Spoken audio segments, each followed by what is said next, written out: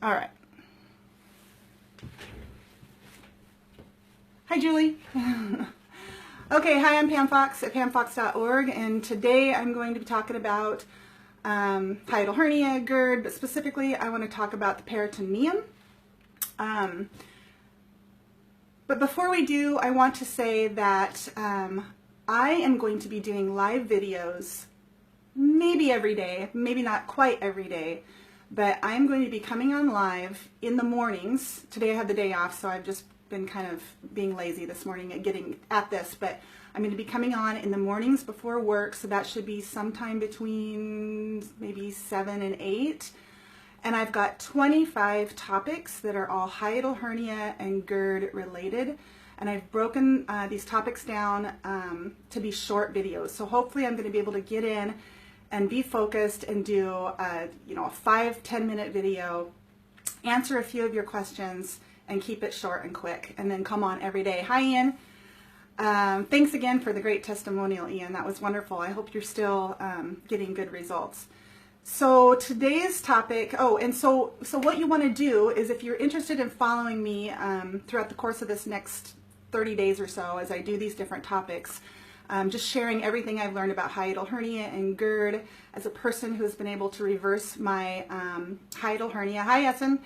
As a person who's been able to effectively reverse my hiatal hernia naturally, it's been an incredible journey. I feel so grateful for everything that I've learned and experienced, and to be able to put all of those symptoms behind me. It's a thing of the past. I feel amazing, and I'm grateful every single day when I eat, when I lay down at the end of the day, and I just feel normal. I just feel normal. It's just an amazing feeling. And so I just want to share as much as I can with others, and this is something I've been doing along my journey. I have a lot of information on my YouTube channel and here on my Facebook page, but I am putting that all together in one spot. I am developing a course.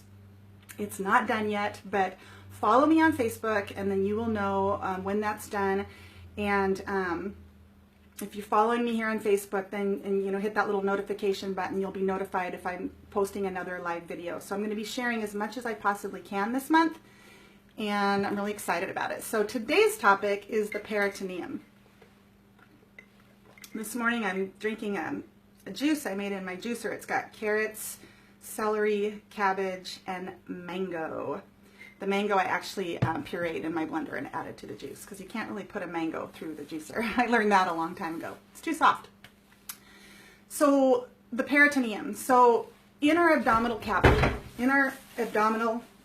cavity, which is here, we have an organ or a mesentery or a membrane, a connective membrane known as the peritoneum. And it lines that entire abdominal cavity. The peritoneum does. It also lines all of the organs. So this is my stomach, and remember guys, this is my left side. My camera just flips everything, but your stomach is on the left, and it kind of sits here like a little kidney bean, and it's lined with the peritoneum, and so are all of the other organs, including your intestines. Like, all of those intestines are lined with the peritoneum.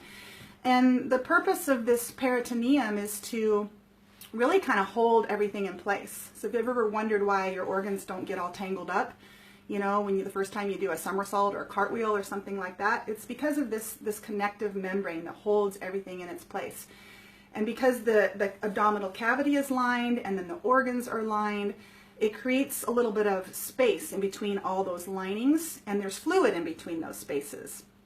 And everything is meant to be able to be mobile within the abdominal cavity. You know what I mean? So that there's a little bit of give and take and movement. So everything isn't just adhered in one spot, because we need to be able to move and flex, and everything needs to be able to move with us.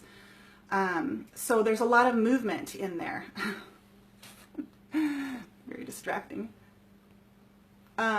So the peritoneum, what can happen is when we have hiatal hernia, let me bring the stomach back, is we have a lot of pressure, right, on our stomach. So generally speaking, most people who have hiatal hernia, a lifetime of pressure press that stomach up into the diaphragm, and then it begins to protrude through that hiatus, that hole that's in the diaphragm where the esophagus, comes through the diaphragm.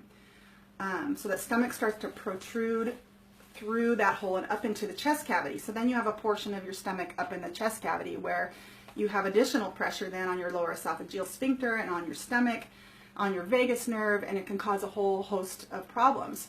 So that upward pressure, when it constantly pushes that stomach up into the diaphragm, whether it herniates or not, it starts to make its new home up into the diaphragm, and it starts to create new attachments because it's so squished up there that space that's supposed to be between those membranes and that fluid, because it's so crowded, then becomes less and less, and we create attachments or adhesions, okay? And so then your stomach finds its new home up in the diaphragm, and it creates new attachments instead of hanging out down here free where it's supposed to be, and mobile and expanding and being able to do all of the things that it's supposed to do. And so I teach a form of manual manipulation that pulls the stomach down. And so the reason it's important to understand this part of your anatomy is because what can happen when we start to pull our stomach down is, again, it's made those adhesions in its new home. It's attached there. And so to better understand the peritoneum, you can like Google any kind of abdominal surgery, you know, laparoscopic, where you can go in and see what's happening in there, like a Nissen fundoplication, for example, a hiatal hernia repair. That's the first thing they have to do, is cut through all of that peritoneum and get to that stomach, and then pull that stomach out of the diaphragm and continue to cut away any new attachments where it has, you know, adhered into the hiatus and into the diaphragm. So you can see this membrane, it's clear, it's thin, it's like a mucus, it's just like, you know, like a snot.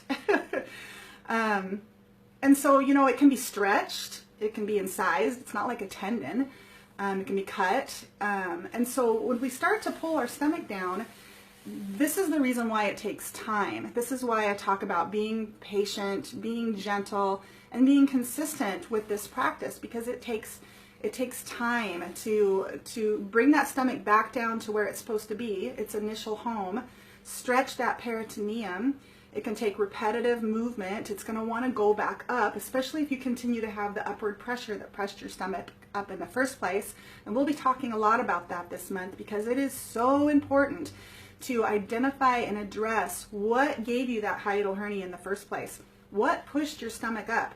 You didn't just wake up one morning and your stomach sucked up into your diaphragm.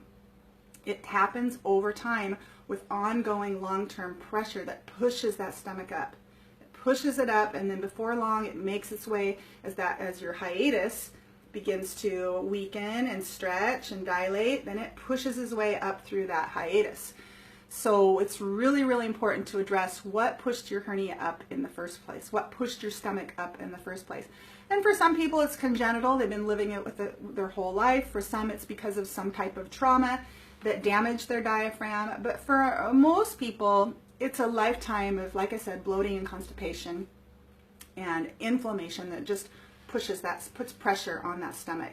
And pulling in the abs, which is something else we're going to talk about this month. Pulling in those abdominal muscles all the time puts a lot of force and pushes that stomach up and creates its new home up there underneath the diaphragm. So that's all I want to say about the peritoneum. If anybody has any questions really quick, go ahead and ask them now. I'm going to be signing out in just a couple of minutes. But again, if you are interested in following me this month, make sure you hit the follow button on my Facebook page. I'm going to be uploading these videos as soon as, I'm going to try to get in the habit of uploading these videos as soon as I'm finished to my YouTube channel, Wonder Vegan. I'm thinking about renaming my channel, so if you guys have any ideas, let me know. Something that's less diet related. I'm getting comments on here, but I'm not seeing them. Oh, hi, Julie.